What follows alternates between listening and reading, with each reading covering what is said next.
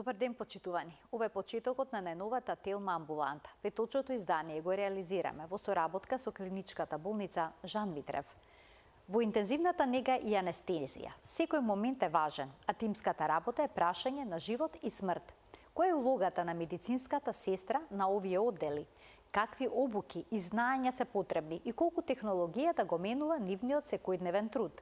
Разговараме за професијата во која хуманоста и знаењето одат рака под рака со сестра Жанета Богоевска-Митева од клиниката Жан Митрев, која пред неколку недели беше избрана за претседател на Европската федерација на асоциации на сестри за интензивна нега. Останете на Телма, следува интересно издание.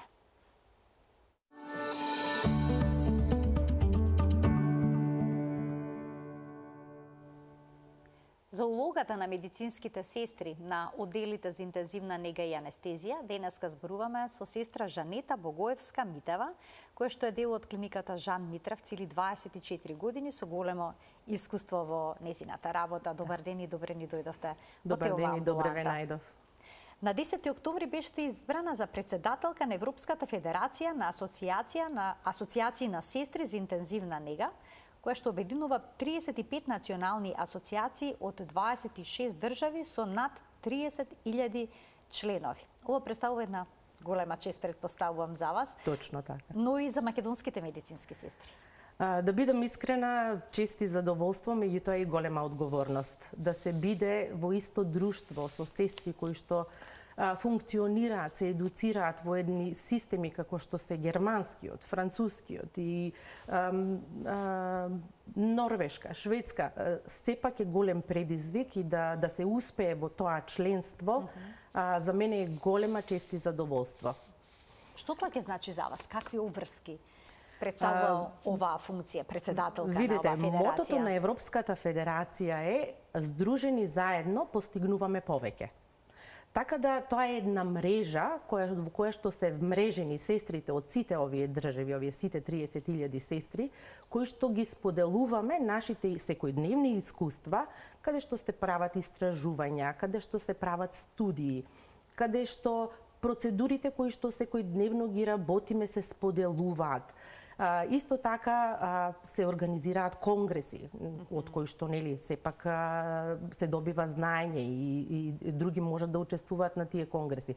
Така да целата таа организација потпаѓа под тој управен одбор кој што се состои од 5 члена и советот кој што има представници од секоја држава членка, од секоја асоциација која што е членка. Така вие ќе имате, како и досега, меѓу другото, улога на предавач. Точно. Ќе учествувате во организација на настани. Точно, да. Како се случи медицинските сестри од клиниката Жан Митрев да се ориентираат кон Европската федерација?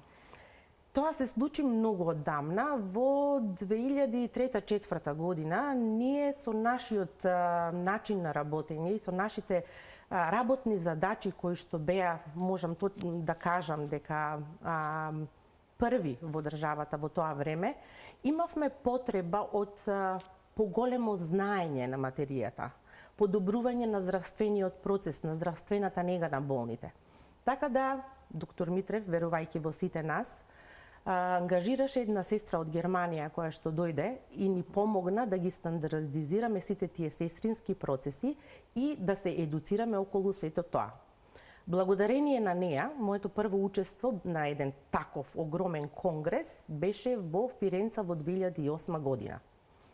Значи, кога видов што се случува таму и какви искуства се разменуваат и колкаво може да биде сето тоа да го подобри целиот наш процес, јас се заангажирав и се здруживме сестрите од нашата клиника, затоа што можам да кажам со незадоволство или како сакате, дека во тоа време едноставно не бевме вклучени во нашите национални конгреси тука, за разлика од сега кога сме активно вклучени, така да не ни преостануваше ништо друго освен да гледаме на кај Европа, со оглед на работата која што ја работиме и технологијата која што ја користиме.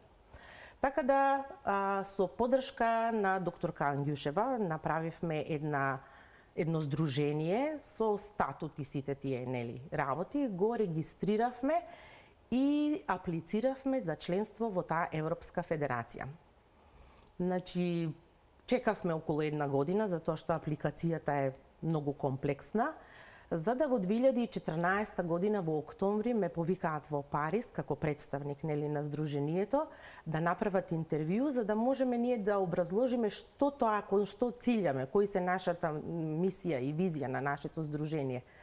На задоволство на сите колешки, ние бевме прифатени во тоа здружение и од тогаш до навака ние сме рамноправен член во Европската федерација на асоциации на сестри за интензивна нега. Во меѓувреме, се организира голем број на конгреси.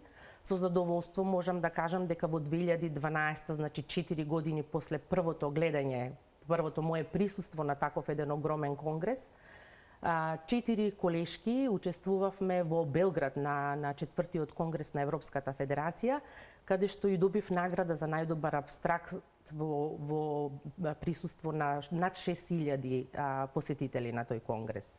Учесници. Честитки за целиот ваш ангажман. Благодарам. Очигледно е многу важно за медицинските сестри да бидат дел од овие европски организации и обуки. Што се тоа значи за нивната работа и за грижата за пациентите? Видите, прво и основно, кога ќе согледате дека сите сестри кои што се вмрежени во оваа федерација, ги имаат истите проблеми што ги имаме и ние.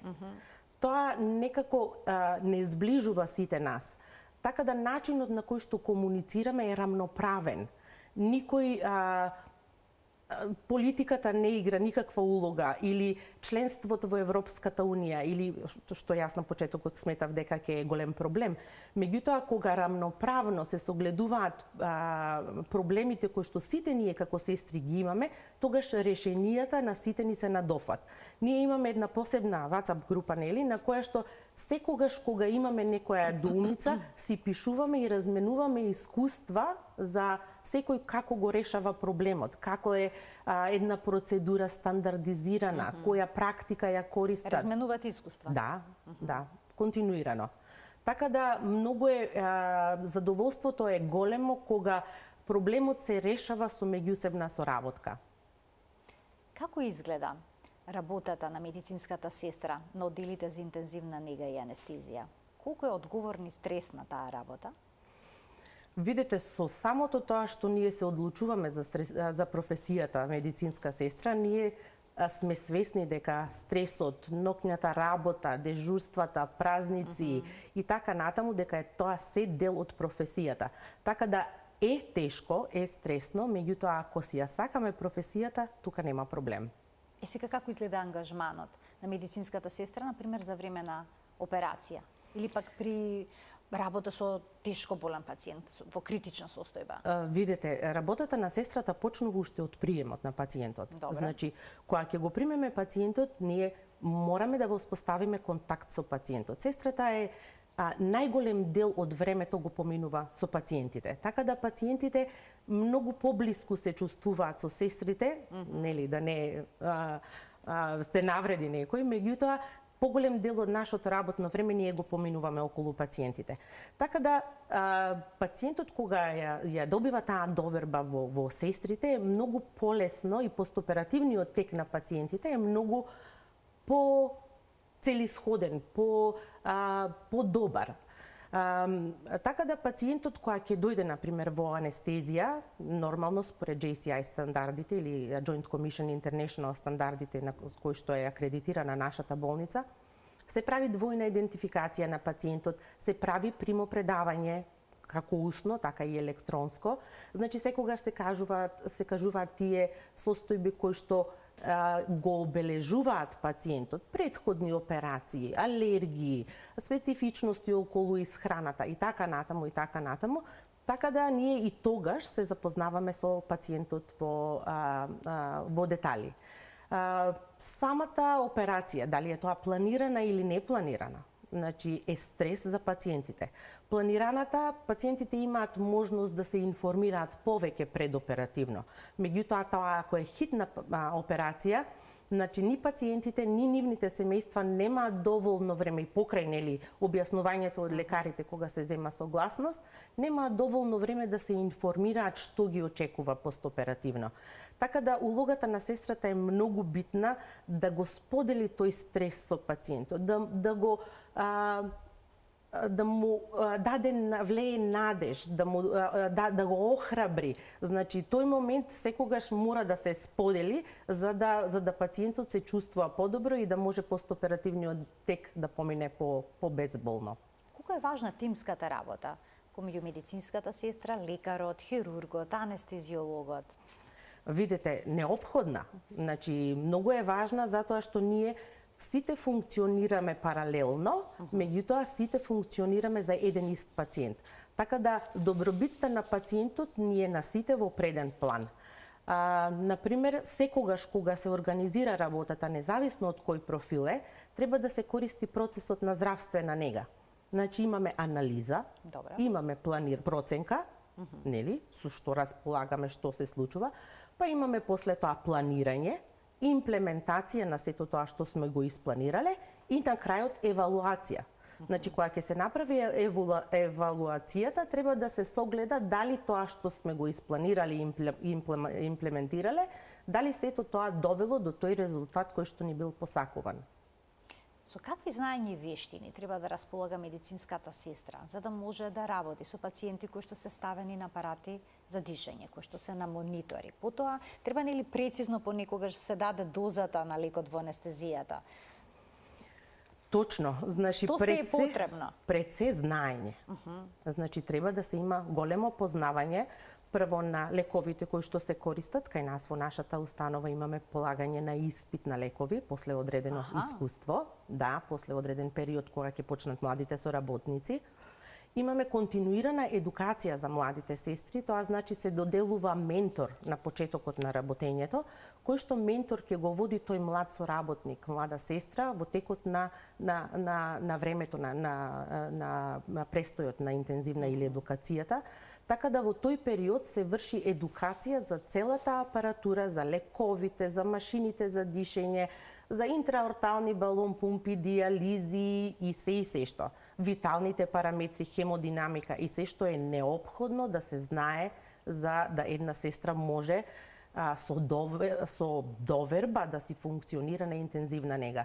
Да, стресно е, меѓутоа искуството ја олеснува работата во смисла на самодовербата, познавајќи ги сите тие работи. Така да посветеност, емпатија, знаење, сите се тие работи. Брзина во реакција, прецизност? Дефинитивно, тие се едни од најважните фактори затоа што во секундата, некогаш секундата е таа која што одлучува за живот и за смрт на пациентот. Ако една сестра не може да препознае кога пациентот запаја, состојбата на пациентот запаја или кога имаме промена во хемодинамика, ритам, притисок, дишење, да изреагира во истиот момент, тогаш веќе последиците се може да бидат и фатални. Ајде, опишете ни како изгледа еден ден на медицинската сестра на еден одел каде што има критично болни пациенти на интензивна нега.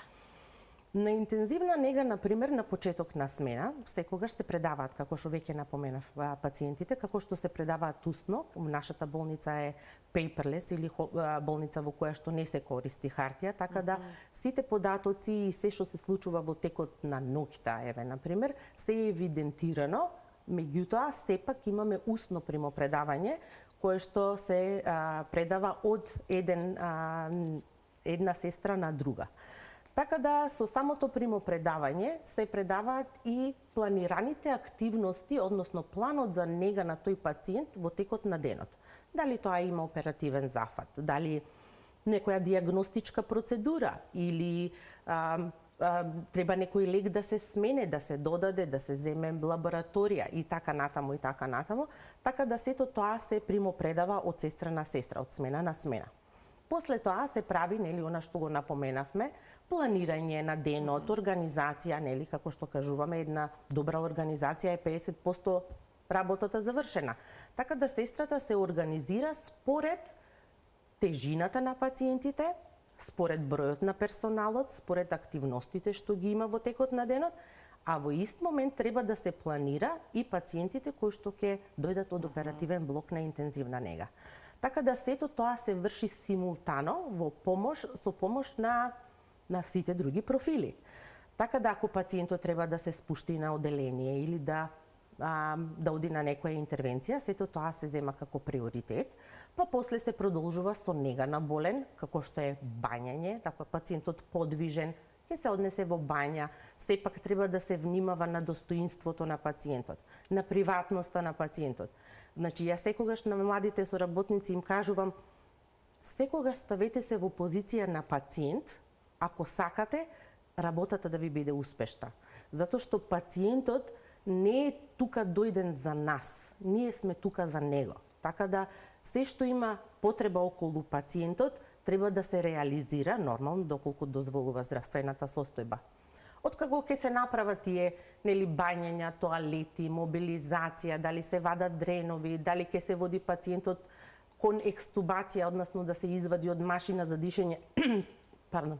Сето тоа се прави во соработка и со лекарите. И они поминуваат визита, ја согледуваат состојбата, чекаат резултати од лабораторија. Така да тоа е еден континуиран процес кој што паралелно се одвива, вклучувајќи ги сите профили на интензивна нега. Обично за колку пациенти се грижите истовремено? Во зависност од тежината на пациентите. Значи, ако имаме пациент кој што е на машина за дишење, на диализа, на кој што му течат инотропни лекови, на кој што состојбата му е, хемодинамиката му е полоша, тогаш може би двајца пациенти и во зависност од стручноста на сестрата. На такви пациенти секогаш по искусните сестри, по едуцираните сестри се грижат, меѓутоа секогаш има и млад соработник кој што сепак треба да навлезе во таа работа и да го научи целиот тој процес. Доколку пациентите се помобилни и не се така тешки, може би и 3-4 пациенти во текот на денот. А од што најмногу се плашат младите медицински сестри кога ќе влезат во операциона сала, например, или пак во одел на интензивна нега, или пак воопшто при работата со пациенти? Мислам дека неискуството и незнаењето им се најголеми непријатели. Зошто? Затоа што нашето образование не нуди толкова голема можност да сестрите практикуваат медицина или нега на специјализирани оддели. Може би некои, полесни оддели, амбуланти и така натаму, меѓутоа специфичноста на интензивна нега, кардиохирушка интензивна нега, или оперативен блок е различна од сето тоа. Така да незнаењето и неискуството им представува многу голем стрес.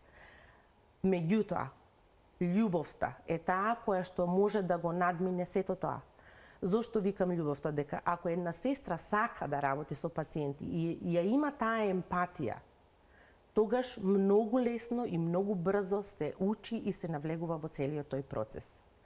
Јас многу често знам да кажам дека медицинските сестри не ја избираат сами професијата. Мислам дека и професијата ги избира нив. Така да не секој може да биде медицинска сестра заради стресноста на работата, заради континуираната едукација. Спомнавте, сменската работа, стресот, сето тоа, не секој може да се справи со сето тоа. Обично колку траат смените? Кога станува збор за овие оддели? Од 8 до 12 часа, меѓутоа не поминува на 40 часовна работна недела, во зависност од потребите. Например, во оперативниот блок знаат смените да бидат и флексибилни, еден ден повеќе, друг ден помалку, меѓутоа сето што е во границите на нормалата. Дали е емотивно тешко да се работи со пациенти кои се во критична состојба? Што е со тој аспект од вашата работа? Е тешко. Значи, согоруваат сестрите, да бидам искрена, емотивниот момент, колку и да сме професионални, ние сме сепак само луѓе, нели? Кои што имаме чувства и кои што имаме семејства и кои што секогаш може да си ги поврзиме сите тие работи кои што настануваат на работа со членови од семејството. Меѓутоа, искуството е тоа кое што успева на крајот на денот да ни овозможи да ги контролираме тие емоции. Баш кога веќе спомнавме за емоции, на последниот конгрес кој што го имавме, имаш едно истражување кое што беше направено во Италија на 1200 медицински сестри зошто ја напуштаат професијата. Знаете ли кој беше првиот одговор? Кој беше? Емотивниот стрес. Емотивен и ментален стрес. Значи не беше ни плата, не беше ни услови на работа, него менталниот и емотивниот стрес кој што го имаат. Значи не можат работите да се остават зад болничката врата, од која ќе излезат оттаму, да заборавите на се. Или тоа се учи? Колку и да се трудиме, јас викам ние постарите, можеби или поискусните, можеби се трудиме, можеби можеме малку подобро да го менаџираме сето тоа, меѓутоа на крајот на денот сите сме нели луѓе со емпатија, со емоции кои што... Како успевате да направите таа професионална дистанца, да речеме? Да не ве допира до тој степен сето тоа што се случува? Најчесто разговараме меѓу колегите. Значи, ако тоа сето се изразговара, за да не треба семејството да биде тоа кое што ќе го трпи, да речам, или слуша тој емотивен стрес кој што е, најчесто со колегите си разминуваме мислења, се разминуваме искуства, а во секој случај, доколку некој има потреба, и психолошката служба во нашата болница е отворена за сите нас, држиме работилници психолошки, за да можеме на некој начин да го изменаџираме тој стрес. Дали на конгресите се разговара како да се надмине оној проблем со прегорување на работното место кај медицинските сестри? Се разговара, многу е актуелен тој проблем. Синдром на прегорување, велат. Да, затоа што тој проблем не е само сестрите што го напуштаат работното место, променуваат професија веќе. Значи, тоа е многу глобален проблем и се очекува многу голем недостаток на медицински сестри во наредната деценија, да кажем, во наредните години, затоа што се работи на тој синдром на согорување, се вклучуваат, како што напоменав, и психолози, и терапии, меѓутоа, да, синдромот на согорување е реалност во денешницата и искрена да бидам, се уште немаме некои конкретни алатки како да се справиме со сето тоа. Ке ги вклучиме гледачите, може да постават прашања, доколку сакаат, може да споделат искуство на темата на која што говориме. Почитуваниот овој момент Тилма амбуланта е контактна. Ке можете ли да ни објасните како им помагате на пациентите пред и после операцијата во вашата болница? Па предоперативно, значи се трудиме... И физички, психички? Да. Предоперативно се трудиме максимално да ги информираме пациентите за што следува постоперативно. Така да кога еден пациент ќе се разбуди после операција и има црево за дишење во устата, да не го фаќа паника и страф од сето тоа што се случува. Така да добрата информираност на пациентите е круцијален момент кој што допринесува за побрзо опоравување на пациентот. Затоа што пациентот е свесен во моментот нели кога му се објаснува предоперативно што го очекува. Така да постоперативно кога тој пациент ќе се разбуди, веднаш доаѓа онај момент, да, ова е цревото, сега се будам, да ми кажа дека ќе го извадат штом се разбудам. Виталните параметри, нели, ние имаме критериуми според кои треба за да го извадиме пациентот, например, од машина за дишење, и верувајте, се чувствуваме со тоа, затоа што сепак гладот за воздух на пациентот во тој момент е голем и треба во моментот кога ќе се разбуди да се извади од машина за дишење, доколку сите критериуми се запазени или исполнети. Така да сметам дека добрата информираност и нели ние задолжително ги информираме пациентите, добиваме согласност од семејствата. Значи морам да ги вклучам тука и семејствата. Они се во целиот приемен процес на пациент се вклучени, така да се едуцираат и они што да очекуваат. Затоа што они кога ќе дојдат на време на посета треба да знаат како ќе го видат нивниот близок. Така да тоа е еден комплексен процес во кој што едукацијата и информираноста за пациентите е многу битна. Значи довербата треба да се изгради помеѓу медицинската и сестри пациентот, но и медицинската сестра и семејството? Дефинитивно. Дефинитивно. Во нашата болница, например, еднаш во текот на денот, задолжително лекарите се јавуваат да ги информираат блиските, односно блискиот член од семејството кој што го одредува пациентот сам, така да ги информираат за состојбата и имаме посета. Значи, за време на посета, кога ќе дојдат блиските, семејството, докторот доаѓа, им објаснува, сестрата им објаснува за што се случило во текот на денот, што се планира да се случи, дали пациентот бил мобилизиран, дали пациентот добро јадел, дали сите тие работи кои што се поврзани со сестринската нега, така да таа комуникација е континуирана. А има ли некои ситуации кога медицинската сестра треба да преземе некои одлучни чекори или пак да донесе некаква одлука додека се чека докторот да дојде? Има, да. Например, процесот на реанимација. Значи, ако сестрата забележи дека пациентот, нели, срцето му застанува, има права линија на мониторот, веднаш почнува со реанимација и во меѓувреме бара помош. Значи, на оделите за интензивна нега секогаш имаме доктор, меѓутоа можеби докторот во тој момент е во другата соба или работи околу друг пациент, така да сестрата, ние сме доволно едуцирани со сертификати за срцево-белодробно оживување, за да сестрата самостојно може да почне, меѓутоа во меѓувреме бара помош, се носат сите апарати кои што требаат, а она почнува со процесот на реанимација самостојно. Дали технологијата и промените кои што ги носи вештачката интелигенција и слично доведуваат до некакви промени во работата на медицинската сестра? Па видите, тоа што сестрата го носи во себе не помага вештачката интелигенција или технологијата. Меѓутоа, во секојдневната работа морам да признам дека технологијата помага. Да, затоа што мониторите, алармите, перфузерите, односно пумпите кои што се за дозирање на лекови, ние внесуваме податоци за пациенти, оние избираат дозата и така натаму, така да ја олеснуваат работата секојдневната на сестрите. Морам да признам, технологијата е во голем подем и секојдневно мора да се продолжи со континуираната едукација околу апаратурата, затоа што ако не ја познаваш апаратурата, тогаш не можеш да спознаеш што ти кажува, што треба следно да се превземе.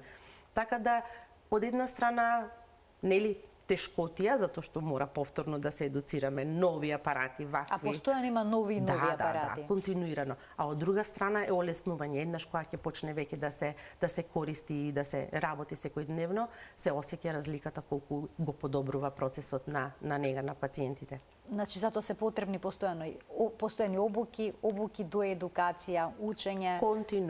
Континуирано, да. Како се справувате со психичкиот и физичкиот стрес од оваа професија? Па видете, секој на свој начин.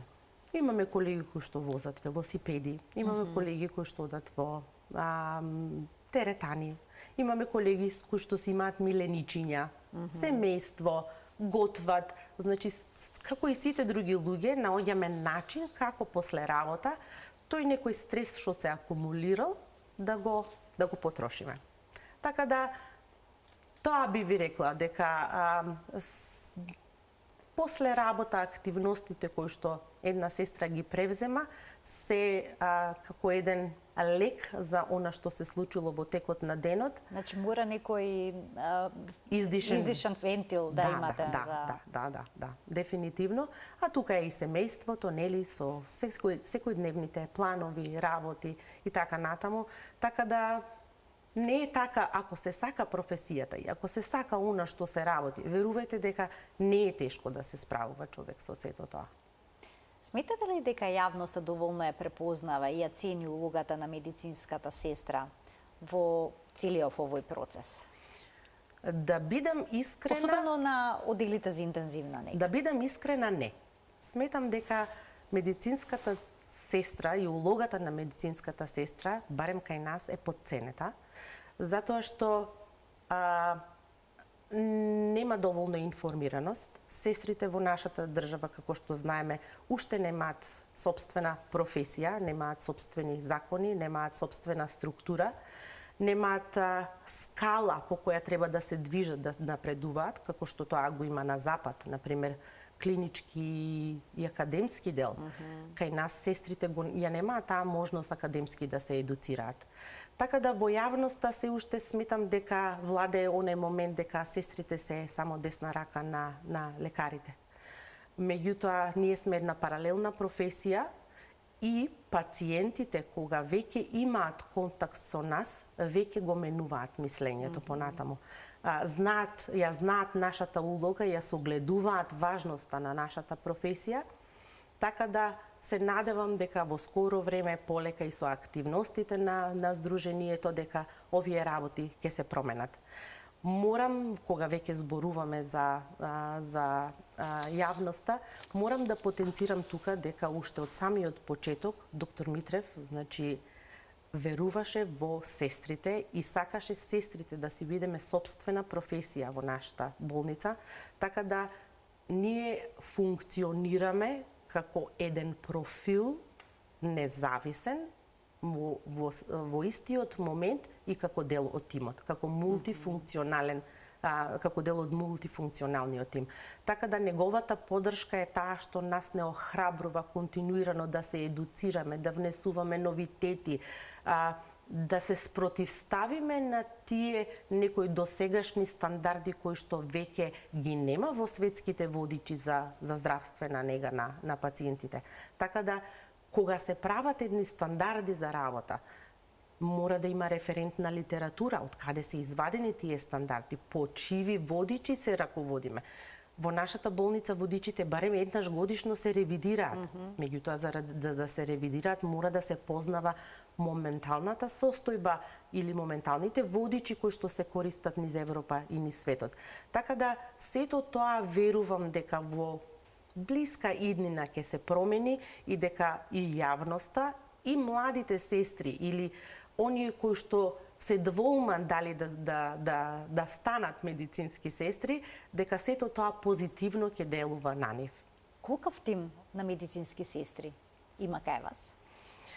Па видите, континуирано се менува бројот, значи би рекла 70 сестри кои што постојано работат, меѓутоа имаме континуирано и нови сестри кои што доаѓаат за искуство, за пракса, па после одреден период согледуваат дека тоа не е тоа што сакаат они да работат, а имаме сестри кои што од првиот ден знаат дека се на правото работно место. Така да и светски таа професија е флуктуентна, така да се менува често бројот на сестрите. Има ли некој момент од досегашната ваша кариера, бидејќи сте во болницата повеќе од 24 години, кој што не можете да го заборавите? Некој пациент што ви останал при срце, некоја приказна, здравствена, која што... Има приказни, многу ги има. Почнувајќи од бебиња до возрастни, меѓутоа најтрогателна и за мене емотивна беше кога состојбата на мојот сопруг беше многу критична, он беше во клиничка смрт, и со благодарение на компетитивноста и на благодарение на знаењето и на целиот мој колегиум, сопругот си е супер и после 2 недели во болница си дојде дома, си продолживме со животот и бевте вие таму во тој момент? Да. Таму го донесоа? Го донесоа, да. Вие не знаевте што се случило, се изненадивте кога го видовте? Да, сето тоа е многу стресно. Првиот ден додека беше на машини за дишење и така натаму, мислам, собираш сила да бидеш тука за децата кои што прашуваат кај е татко им, а од друга страна разбираш, гледаш по монитор, гледаш по резултати, гледаш што се случува. Така да многу големо балансирање, сето тоа значи да ми даде уште поголема волја да видам како мојата работа и моето навремено реагирање и мојата перцепција на сите тие хемодинамски параметри може да направи разлика во едно семејство, како што тоа се случи во моето семејство. Така и од професионален и од приватен аспект ова е нешто што ќе го паметите цел живот. Навистина ми е драго што вашиот сопруг е сега добар. Фала Богу, се е добро. Си споделувате сестрите меѓусебно вакви некои приказни, разговарате? Разговараме дефинитивно, како што и претходно. Веќе споменавте дека тоа е начин за да се ослободите од стресот. Споделуваме искуства, дефинитивно. Можеби на некој близниот не му е баш во нашата болница, можеби некој во друг град, можеби некој има проблем со некој што е на страна, што живее. Така да секојдневно си ги споделуваме тие информации. Што би им советувале на оние кои што размислуваат да станат медицински сестри, но се двоумат? Веќе тоа го споминавте како дилема. Доколку имаат желба, детерминираност и ако сака да бидат медицински сестри, значи дефинитивно професијата е правата професија, затоа што задоволството, односно фидбекот што се добива од пациентите и од семејствата на крајот од оној процес кој што поминуваат кај нас, е екстра енергија за понатаму да се продолжи. Значи, благородна професија, дефинитивно, професија која што е, да кажам, и во домашни услови, една медицинска сестра знае како да се справи и со проблемите, здравствените проблеми кои што ги има и семејството, нели? Да знае каде да препорача. Така да дефинитивно им препорачувам на оние кои што размислуваат, доколку ја сакаат професијата, слободно да си ја прифатат и да се вложат во себе. Веќе наброевте некои карактеристики што се важни за некој да биде добра медицинска сестра, може ли да сумирате? Можете ли да издвоите? Доколку се преиспитуваат, дали тие квалитети ги содржат, дали ги имаат кај себе? Желба, дефинитивно. Добро, најнапред. Да, добро. Емпатија. Значи, медицинска сестра без емпатија не може. Знаење, едукација, желба за континуирано образување, желба за работа со луѓе, желба да се биде дел од процесот на опоравување на пациентите на кои што во моментот многу им значи тоа. Значи, ако една сестра се вложи во пациентот кој што пред да си оди дома, верувајте тоа, фидбекот кој што го добивате и благодарност од пациентите, значи, нема цена. Нема цена. Предпоставам тука и смиреноста, дефинитивно, дисциплината. Многу квалитети треба да содржи, многу квалитети се потребни за еден човек да биде медицинска сестра. Да, дефинитивно, желбата, ако ја имате, сите квалитети полека, со искуството, со запознавање на материјата, со едукацијата, сите квалитети полека едно по едно си легнуваат на свое место. Како председателка на Европската федерација на медицински сестри, да. Кој е следниот чекор? Каде ќе биде следниот конгрес? Дали може би размислувате во Македонија да биде организиран некој настан? Вака сега, Европската федерација на асоциации на сестри за интензивна нега 2 пати годишно одржуваме face-to-face или лично состаноци со целиот совет, односно представници на сите асоциации. Така да секоја година или секој наш состанок кој што е пролетен или есенски се одржува во различна земја. Еве сега, нели бевме во Лондон, следно ќе одиме во Рига. Значи, тоа е пролетниот состанок, а конгресот го планираме за март 27 година и најверојатно ќе биде во Прага. Веќе се почнати подготовките, веќе почнуваме да споделуваме информации околу темите и така натаму. Така да ги поканувам сите медицински сестри кои што имаат желба да учествуваат на едно такво европско збиднување, кои што сакаат да го почувствуваат моментот на припадност, слободно да ме контактираат доколку имаат желба за да им помогнам за да учествуваат на тој конгрес. Обича кои теми се најатрактивни за кои што медицинските сестри сакаат да се зборува и да се дообразуваат? Секојдневните пракси, споделување на искуства околу секојдневните пракси. Например, декубиталните рани, односно раните кои што настануваат од лежење, начинот на кој што се третираат насекаде, делириумот како состојба постоперативна, интрахоспиталните инфекции. Значи, тие се некои моменти кои што на секој конгрес е дефинитивно застапени. Најново што се разговара по конгресите е за Green ICU или зелена интензивна нега. Што значи тоа? Што точно значи тоа? Еве ќе пробам да ви објаснам. Тоа е да се намали емисијата на јаглеродниот диоксид во атмосферата и на кој начин сестрите од интензивна нега можат да помогнат околу сето тоа. Значи, од едноставни пракси во текот на денот, например, наместо користење на пластични чаши, да се користат керамички, за да може континуирано истата чаша за секој од нас да се употребува, да се реупотребува. Значи, баш она користење на ракавици само во моменти кога треба, не и кога не треба.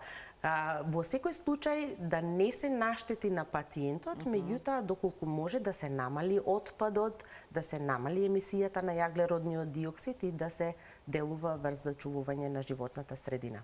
Значи, упатени се на вистина различни и аспекти кои што се поврзани со вашата работа. Веќе споменавте декубитис. Јас се надевам дека ќе бидете гостинка во една од следните емисии на Телма амбуланта да проговориме токму на таа тема, бидејќи се јавуваат овие проблеми кај пациенти кои што се долго време во кревет и тешко се справуваат со нив. Дефинитивно. Ќе ми биде задоволство. Јас ви благодарам многу за вашето денешно гостување во Телма амбуланта. Ви посакувам многу успехи во понатамошната работа, како во болницата како медицинска сестра, така и со оваа нова функција што имате, председателка на Европската федерација на асоциации на здруженија на медицински сестри кои што работат на интензивна нега. Ви благодарам за можноста. Фала ви. Ви благодарам уште еднаш за гостувањето, ќе се заблагодарам и на гледачите што и денеска ја следеа Телма амбуланта. Овој пат денешното издание го реализиравме во соработка со клиничката болница Жан Митрев. Почитувани, ви благодарам за вниманието и пријатно.